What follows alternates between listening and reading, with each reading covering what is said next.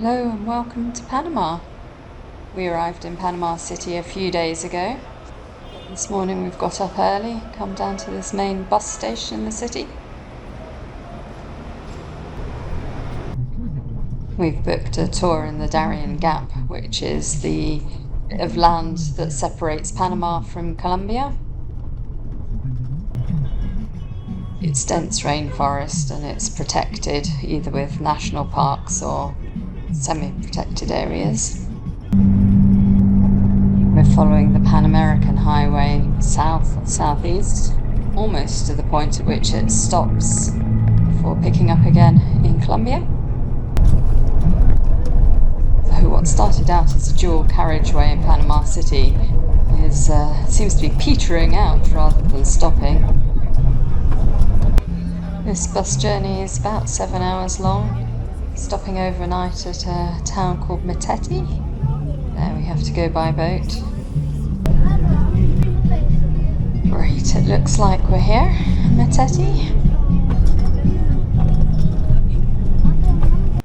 Now it should just be a fairly short walk to our hotel. And that's it there with the blue sign over the front. It's another early start this morning. It's just gone 5 a.m. and we're in the taxi just going the short hop to the dock where we need to get the boat from. Here we are in Puerto Quimba. No one quite knows what time the boat will turn up. Some point in the next few hours, I guess. We're quite near the Pacific here, and the issue is that the boat doesn't follow a set timetable, it just follows the tides. What we do know is that it's about a 2-hour journey on the boat. Right, it looks like this is our ferry. It's just coming up to 7 a.m. now. Well, we're off into the Darien.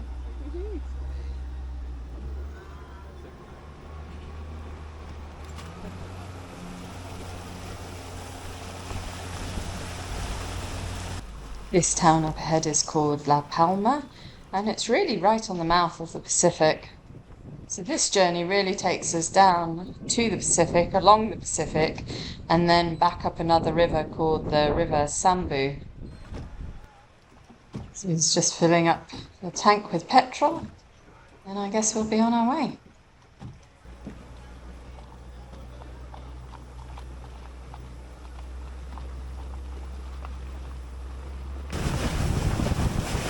The place we're heading to is a village called La Chunga. The indigenous people are the only ones who are allowed to continue their sort of traditional way of life in the Darien. We're just going up the Sambu River now. This chap up front is on the lookout for obstacles in the river, of which there are many, and just giving hand signals to the driver as to which way to turn. This is our stop. There's a much bigger village upstream, and everyone else is getting off there. It's just us getting off here. It's good our guide is here to meet us. His name's Rutilio, and he'll be putting us up for the next few days. Looks like we have to go a little bit further by boat.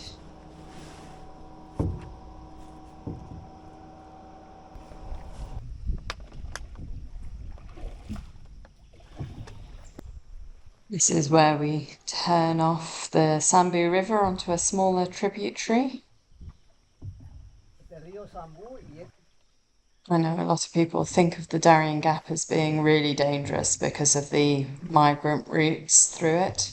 And obviously it is dangerous for those people, all the smugglers. That tends to be much further north. There's no migrants coming through this part of the Darien. Mm-hmm.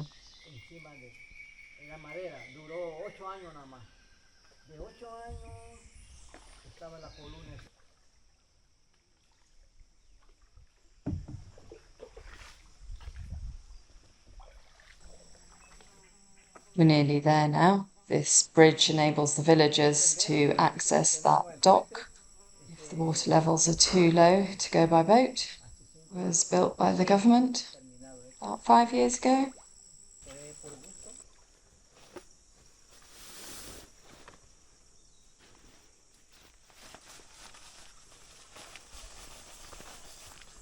It's about a 20-minute walk to the village itself. We're just coming into the village now, as you can see. People here are from the Embera group, which spans a lot of this region. So traditionally they would have spoken the Embera language, although now I think people generally speak Spanish. There's about 70 households here, apparently, or around 350 people. There is a small school here in the village. There's just one teacher, so I guess there must be one class for kids of all ages. There's also 4 churches, apparently. As you can see, all the houses are constructed from wood. It's just the families that make them themselves. There's the odd communal building that's made from concrete or brick.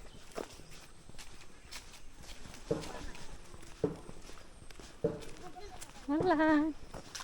Hola, buenos días. This is a plantation to our left. Look very similar to banana plants, just a little bit bigger. And here we are. This is where we'll be staying for the next 3 nights. This is our bedroom, and that bed at the far end has a mosquito net. So this toucan also lives here, and he's the very first one to come and say hello to us.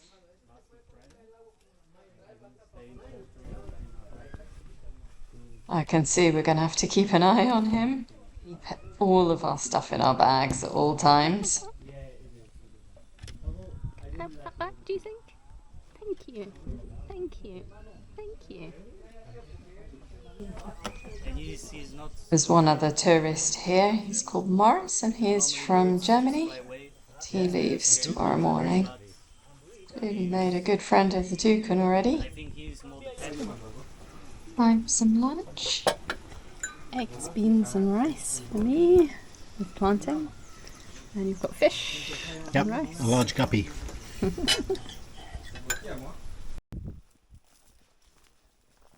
Our host Rodilio is taking us on a short walk this afternoon. He's just showing us the areas that they farm just immediately on the outskirts of the village. Seeing a lot of these mounds of earth that look like molehills with holes in them. Rodilio tells us that they're crabs' burrows. We have seen a fair few crabs around. And these boxes are traps for the crabs. Villagers really love to eat crab, apparently. Apart from plantains, one of the other things Rodilio grows is rice, and this is his rice field.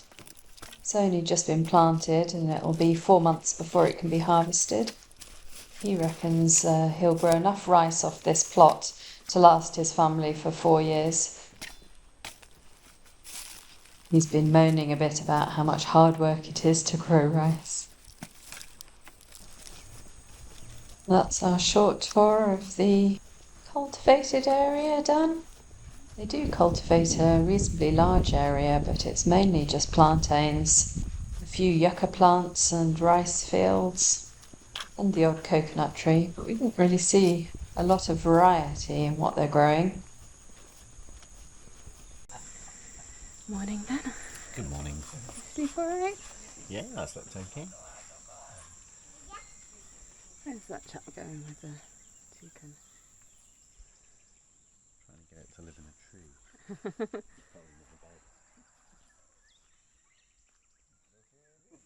So the toucan's been banished to the naughty step. I don't know what he did to deserve that. Meanwhile, the women are cooking breakfast.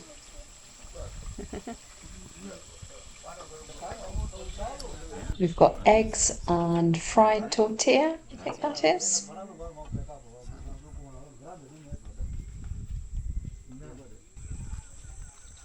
The village leader has called a meeting this morning. He does this using a conch shell. Makes quite a loud noise, actually.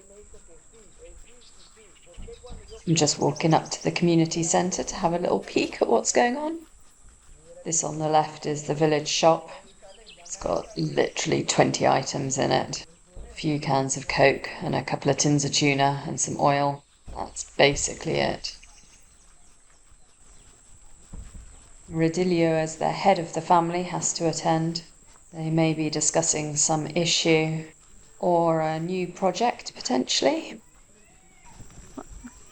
There's a lot of people up ahead, so I reckon this is probably where the meeting's happening.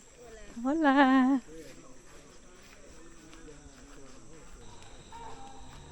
The men are in that white building at the back having their meeting. And the women and kids are just hanging around out here.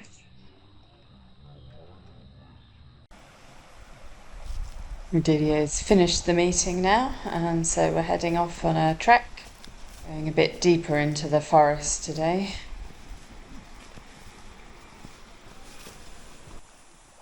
He said that in the meeting they were told about some illegal loggers and cattle farmers. They've just been spotted quite away from here, but still within the Darien region. So they were discussing what to do about that, and I think they're getting the government involved.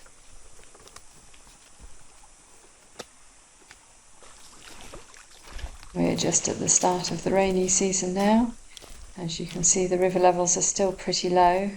I guess that'll change over the next few months. We can hear a howler monkey, so the guide's just cutting a new route for us to try and find it. There's a capuchin monkey overhead. Just a very small one though.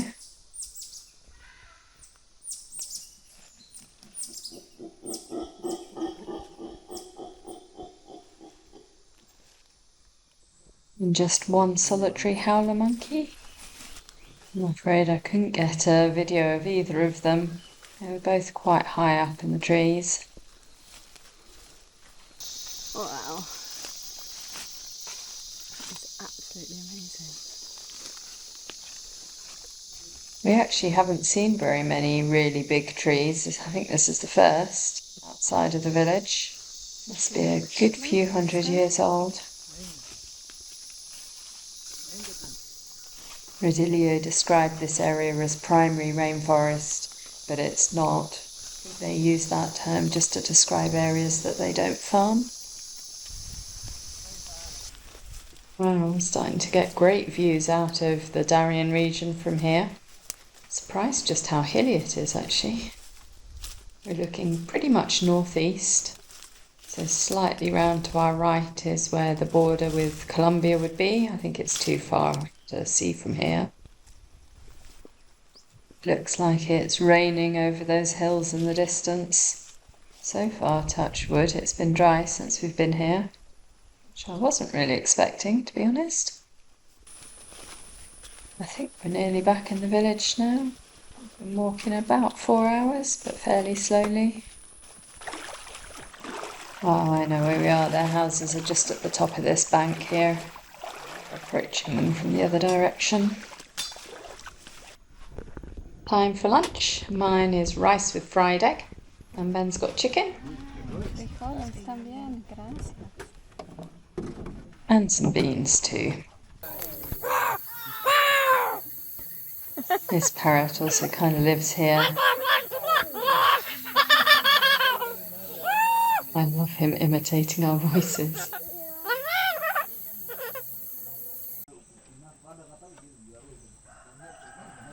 What's for brekkie, Ben? Tuna and donuts. I have egg and donuts. Well, the toucan's going for coconut. Rodilio said they found the toucan as a baby. The tree with its nest in had fallen over and the mother had abandoned him. So they brought him back and looked after him. And he's never left. Today Redilia's taken us on a little boat trip. He's just taking his motor for the boat in his wheelbarrow because we're going to go a little bit further today.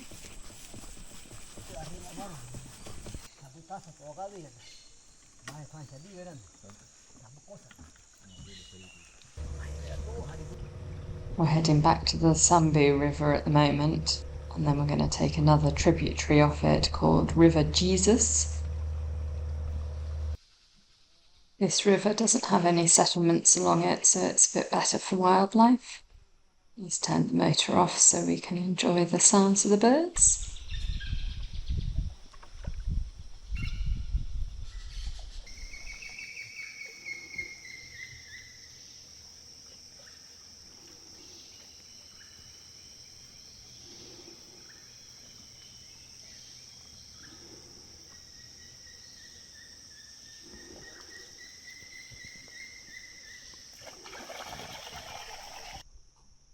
According to Redilio, it was a very small group of people who used to live here up until about 100 years ago, who'd had absolutely no contact with the outside world.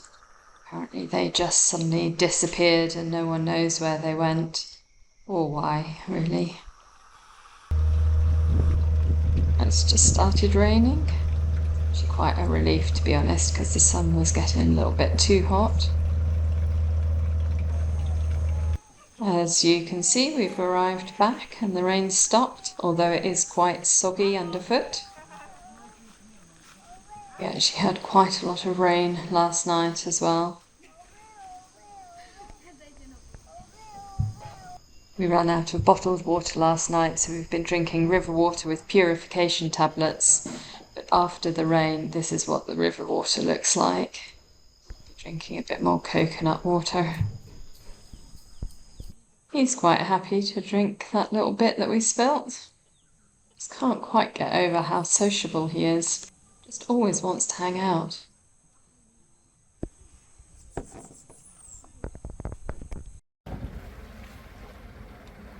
It's just starting to get light and we're on the ferry heading back to Puerto Quimba. We had to get up at 3 a.m. this morning to get the ferry. We're going pretty slow at the moment. We hit something, floating wood or something, so the boat's malfunctioning a bit. This journey could take some time, so we may as well make ourselves comfy. There's a pod of dolphins swimming by, not too far away either. We're just coming through this little stretch of the Pacific Ocean between the two rivers. Makes me so happy seeing those dolphins. Well, we got the bus without incident, and actually we got rescued by another motorboat, so the total trip only took 4 hours or so. Didn't really mind, it was very pleasant sitting there watching those dolphins.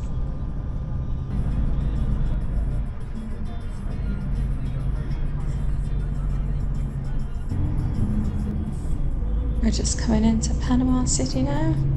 We'll be checking into a new Airbnb this evening, back in the old town again.